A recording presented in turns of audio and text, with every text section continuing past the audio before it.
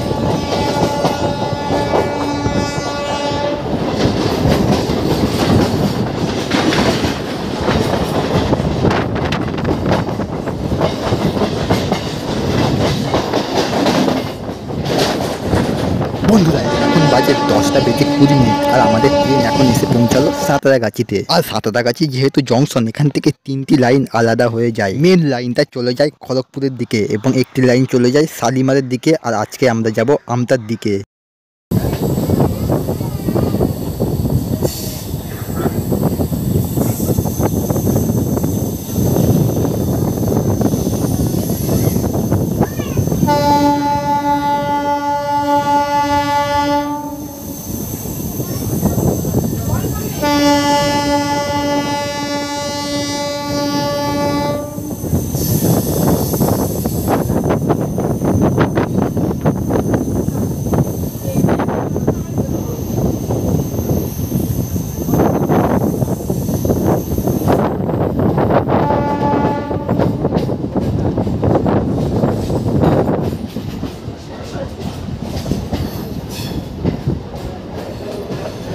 বন্ধুরা আমাদের ট্রেন এখন পার করছে মৌরিগ্রাম ফ্লাইওভার।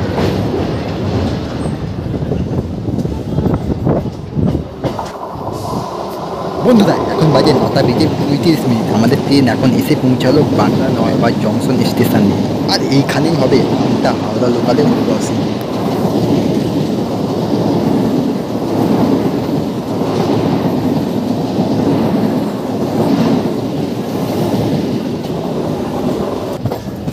বন্ধুরা দেখুন ওই দিকে লাইনটা সোজা চলে যাচ্ছে ডানকুনি জংশনের দিকে, আর আমরা আজকে যাচ্ছি আমতার দিকে। আর আমাদের পরবর্তী স্টপেজ হচ্ছে কোনা, কিন্তু আমি আপনাদের সাথে কথা বলবো ঝালুয়ারবেদ স্টেশনে ঢোকার আগে।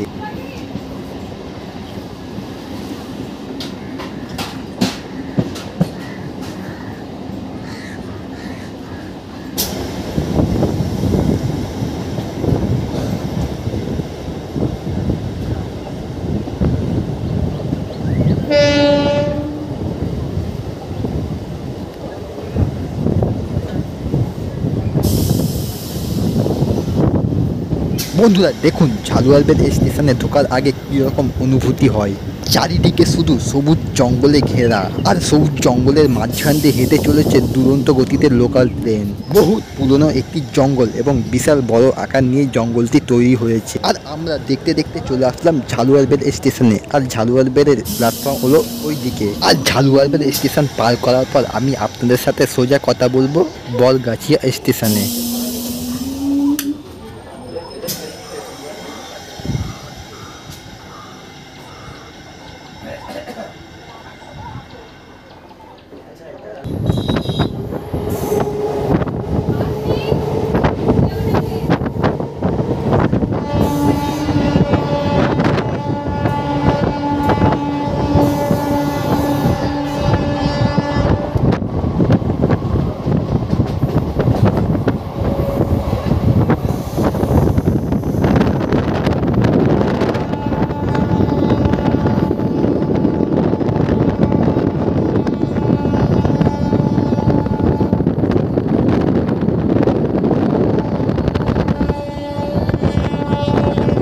বন্ধুরা এখন ট্রেন দাঁড়িয়ে আছে মাকড়দা স্টেশনে। আর মাকড়দা থেকে কিনে নিলাম 10 টাকা দিয়ে মিক্স চাট, যেটা খেতে ভীষণই ভালো।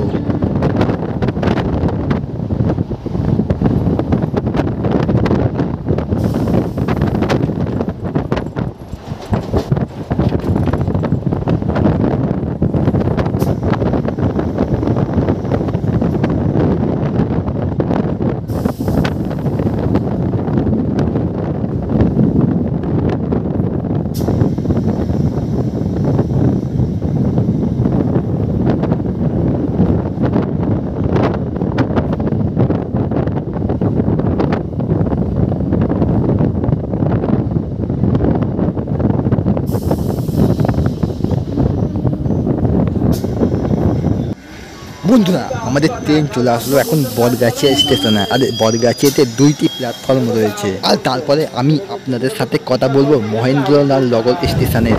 ততক্ষণের জন্য আপনারা এখন বাইরের দৃশ্য দেখতে থাকো। আর মহেন্দ্রলাল স্টেশনের পরে মাঝি, তারপরে জালালসি। আর আমি আপনাদের সাথে কথা বলবো জালালসি স্টেশনে।